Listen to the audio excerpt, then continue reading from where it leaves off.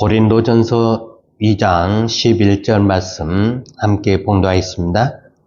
사람의 일을 사람 속에 있는 영 외에 누가 알리요? 이와 같이 하나님의 일도 하나님의 영 외에는 아무도 알지 못하느니라. 아멘. 지난주에 우리는 복음이 율법이 되는 이유에 대해서 알아봤습니다. 복음이 율법이 될 수밖에 없는 이유를 우리 인간의 구조를 통해서 살펴보기를 원합니다. 오늘 본문을 보면은 사람의 일을 사람의 속에 있는 영 외에 누가 알리요? 사람의 속에 있는 영, 오직 이 영만이 사람의 일을 알 수 있다라고 이야기를 하고 있지요. 도대체 이 영은 무엇이냐? 우리 인간의 영혼의 구조를 보면은 단순하지가 않다는 것을 우리는 알 수 있습니다. 인간의 영혼 안으로 들어가게 되면 제일 처음으로 만나는 지평이 의식이라고 하는 지평입니다. 이 의식의 지평을 지나게 되면은 리비도라고 하는 개인 무의식의 지평을 만나게 되지요. 만약에 우리 인간이 리비도를 넘어가게 된다면 리비도 건너의 편에 수천 수만 배 어마무시하게 큰 하나님의 형상이라고 하는 지평을 만나게 됩니다. 우리 인간 자체가 사실은 하나님의 형상입니다. 그런데 인간의 타락으로 말미암아 변형이 되어가지고 응고되어 있는 부분이 의식으로 되고 응고되지 않는 부분이 무의식이라는 형태로 남아있게 되었지요. 그래서 의식이라고 하는 부분은 우리가 보고 듣고 생각하고 느끼는 모든 것들, 표현하는 모든 것들이 여기에 해당이 되지요. 그리고 응고되지 않는 부분인 그 무의식, 이걸 조금 세부적으로 나누어 보면은 개인 무의식과 집단 무의식으로 나뉘는데, 개인 무의식을 가리켜서 우리는 리비도라는 말로 부르고 있습니다. 이 리비도가 그냥 리비도가 아니라 이것은 또다시 세 개의 측면을 가지게 되는데, 첫 번째로 만나는 부분을 본로라고 이야기합니다. 우리식으로 말을 하면은 나는 살고 싶다라고 하는 부분입니다. 이 부분은 하나의 욕구이고 충동입니다. 이 본로의 그 측면을 지나게 되면은 타나토스라고 하는 논본로, 나는 살고 싶지 않다, 죽고 싶다라고 하는 형태의 측면을 또다시 우리는 맞이하게 됩니다. 이것이 끝이 아니라 첫 번째와 두 번째를 지나게 되면은 레나투스라고 하는 거듭나고 싶다라고 하는 측면을 또다시 우리는 만나게 되지요.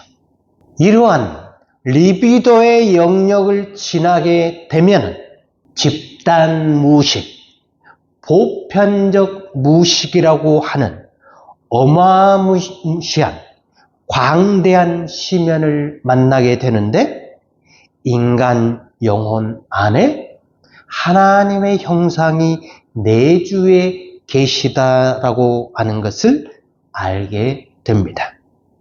이 집단 무의식, 보편적인 무의식이라는 부분은 모든 인간이 보편적으로 가지고 있는 형태로 되어 있는 지평이기 때문에 여기에 하나님의 형상이 내주에 계시는데 그 형상을 가리켜서 말씀이라고 부르고 심리학자들은 자기라고 실존주의 철학자들은 무라고 부르고 우리는 이것을 가리켜서 예수 그리스도의 형상이라고 명합니다. 이게 바로 말씀입니다. 이 말씀이 우리 인간 영혼의 집단적으로 보편적인 무의식 속에 찬란하게 빛나고 있다라고 하는 점입니다. 이러한 점 때문에 이 땅을 거쳐간 모든 인류는 어느 누구도 하나님을 모른다라고 할 수가 없는 것입니다. 하나님에 대해서, 예수에 대해서 한 번도 들어보지 못한 이들이라 할지라도 우리 인간 영혼의 가장 깊숙한 집단 무의식 속에, 보편적인 무의식 속에 계신 하나님의 형상이 계시기 때문에 그 형상은 우리의 의식을 향하여 계속적으로 나 여기에 있다 라고 우리를 향해서 말씀을 하고 계셨기 때문에 그렇습니다. 그러므로 우리나라의 위대하신 분들, 이순신 장군이나 세종대왕이나 그 어떠한 사람들이라 할지라도 예수를 알지 못하고 이들이 죽었는데 어떻게 이 사람들도 구원을 받을 수 있습니까? 라고 많은 사람들이 생각을 하지요. 그러나 우리는 걱정할 부분이 아니다라고 말씀을 드리고 싶습니다. 구원의 문제는 오직 하나님이 하시는 일이기 때문에 그렇습니다. 만약에 누군가가 당신은 구원 받았습니까? 라고 물어본다면 이 구원의 문제는 하나님의 영역이기 때문에 그 말을 물어보는 자체가 하나님을 앞에 세워놓고 하나님을 향해서 대적하는 행위라는 사실을 우리는 알아야 합니다. 하나님의 말씀을 받는 우리 인간의 영혼이 이렇게 단순하지 않고 복잡하기 때문에 지금 여기서 선포된 말씀을 받는 저나 여러분들이 어떤 법의 형태로 받게 되면은 큰 문제가 생긴다라는 점을 말씀드리고자 합니다. 하나님의 말씀을 우리가 들으면서 그냥 듣는 것이 아닙니다. 우리 인간의 영혼에 이런 복잡한 지평의 다양한 형태들로 걸러서 받고 있기 때문에 그렇습니다. 다른 말로 말한다면 저마다 자기 방식대로 해석을 한다라고 하는 말입니다. 그렇기 때문에 하나님의 말씀을 순수하게 받겠느냐 하는 것입니다. 무슨 말이냐면 우리 인간의 영혼만 놓고 본다면 하나님의 말씀을 순수하게 받아들일 수 있다 하더라도 많은 문제를 가지고 있다는 것입니다. 왜 그러냐면 우리 인간 영혼 자체가 절대로 단순하지 않기 때문입니다. 인간의 개인 무의식이라고 하는 이 리비도만 놓고 보더라도 이것이 굉장히 복잡하고 난해합니다. 저나 여러분, 엄마 뱃속에서 10달 동안 있으면서 평안하게 보냈을 것 같지만은 절대로 그렇지 않습니다. 엄마가 아빠와의 관계에서, 부모와의 관계에서, 친구, 교회, 직장, 하다못해 자기 자신과의 관계에서 화를 내고 열을 받고 육두문자를 날리고 인생의 많은 고초들을 받다 보니까 정신적인 불안과 갈등과 고민 같은 수많은 스트레스를 받게 되잖아요.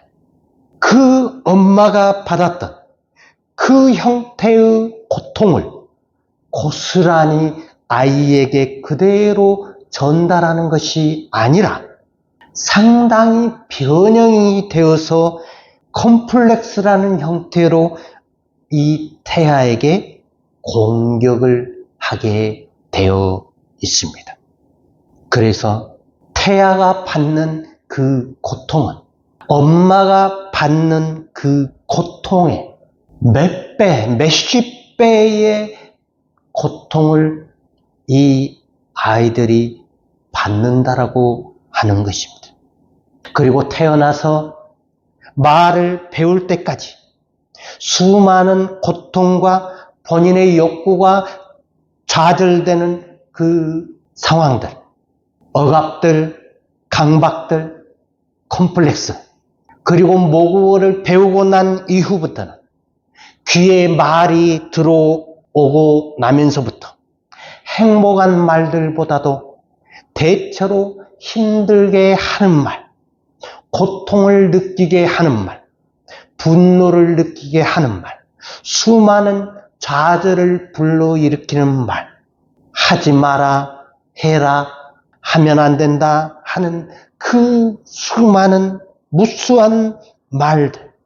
그러면서 성장하는 그 과정 속에 가정에서, 학교에서, 사회에서, 친구들 간의 사이에서 가지게 되는 인륜과 도덕과 법과 그리고 선과 악에 대한 다양한 기준들, 이러한 것들이 그 사람의 의도와 상관없이 계속적으로 강제로 주입을 받게 되었다라고 하는 것입니다.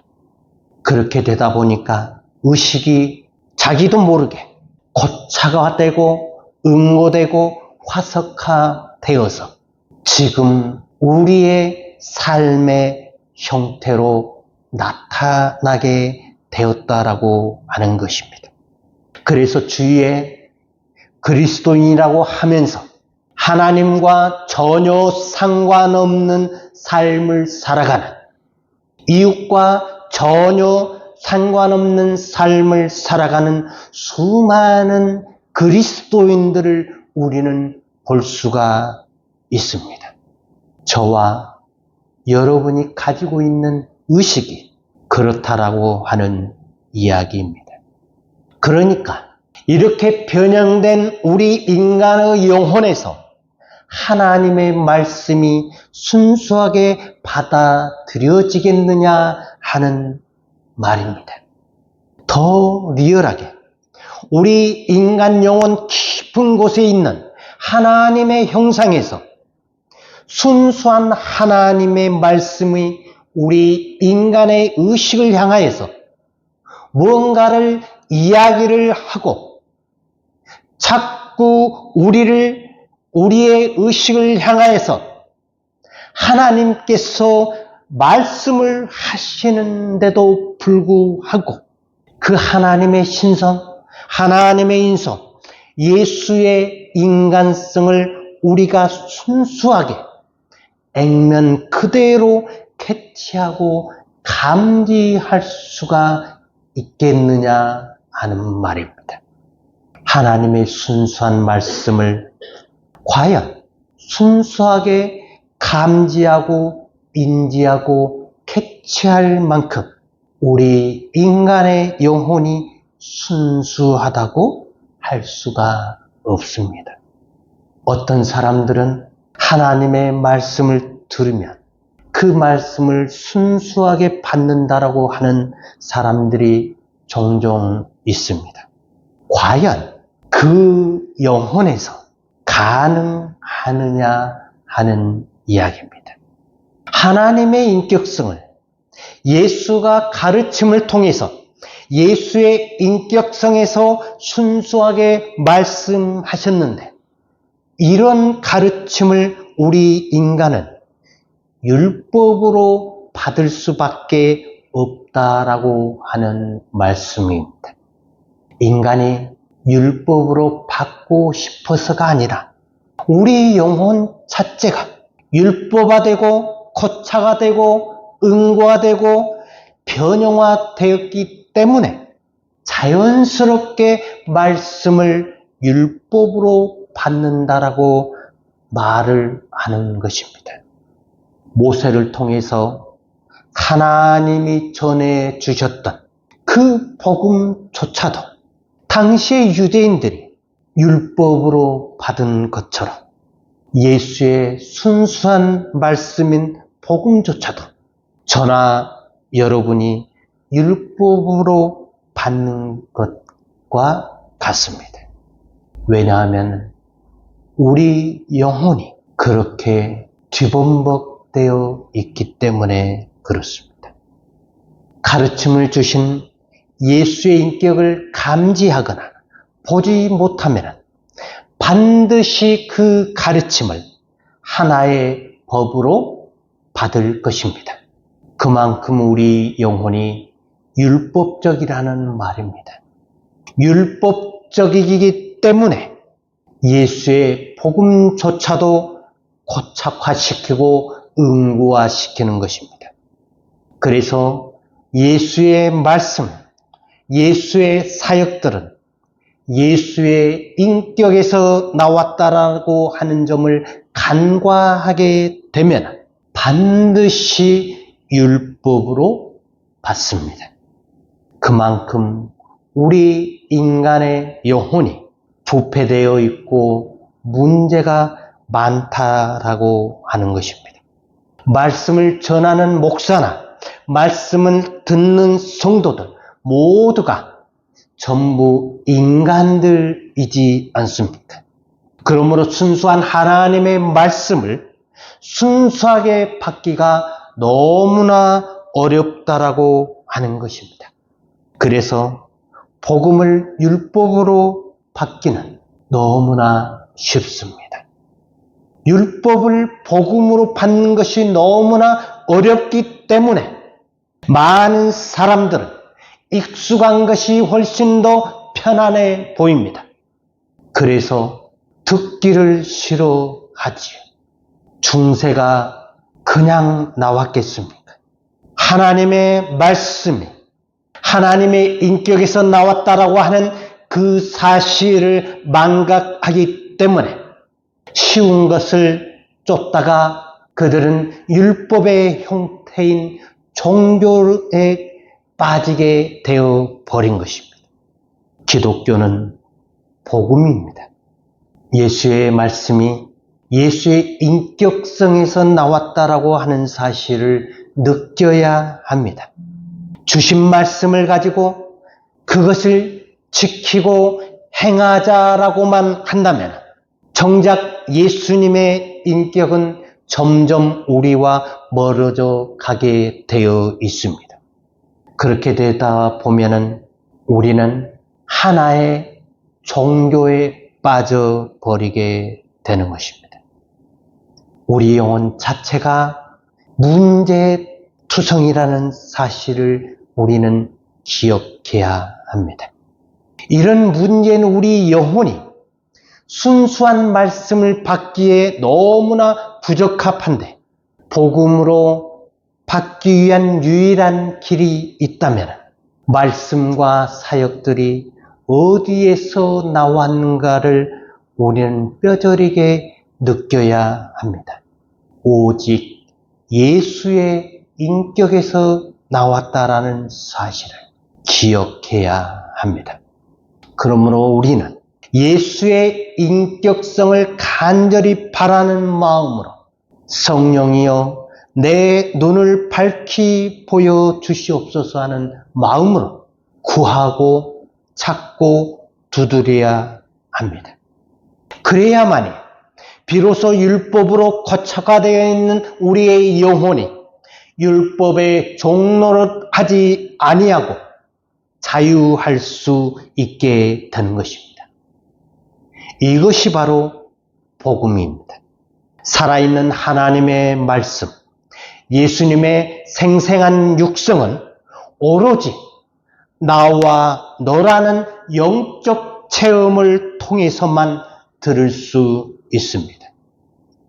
이것이 바로 저와 여러분이 이 땅을 살아가면서 가져야 할 마지막 임무라고 생각을 해야 합니다. 그래서 예수 그리스도를 본받아야 됩니다. 예수님의 말씀과 사역들만을 본받는 것이 아니라 그 말씀과 사역들을 통해서 그분의 인격성을 찾고 구하고 두드리고 그분과 하나가 되기 위해서 그분을 닮아가기 위해서 노력해야 된다는 것입니다. 사람의 일을 사람의 속에 있는 영 외에 누가 알 수 있겠습니까? 우리 속에 있는 하나님의 형상, 예수의 형상인 바로 그 예수의 영이 계시지 않습니까? 예수님께서는 자신이 하신 모든 말씀들을 통해서 자신을 보기를 원하고 계십니다. 예수 그리스도는 그 사역들을 행하신 예수 자신을 보기를 원하고 계십니다. 이것이 바로 복음입니다. 이것이 바로 생명이고 빛이고 실제성이고 진리입니다. 우리 속에 있는 하나님의 형상인 예수의 영이 우리의 의식을 향해서 계속적으로 우리에게 말을 걸고 있다라고 하는 사실을 우리는 감지해야 합니다.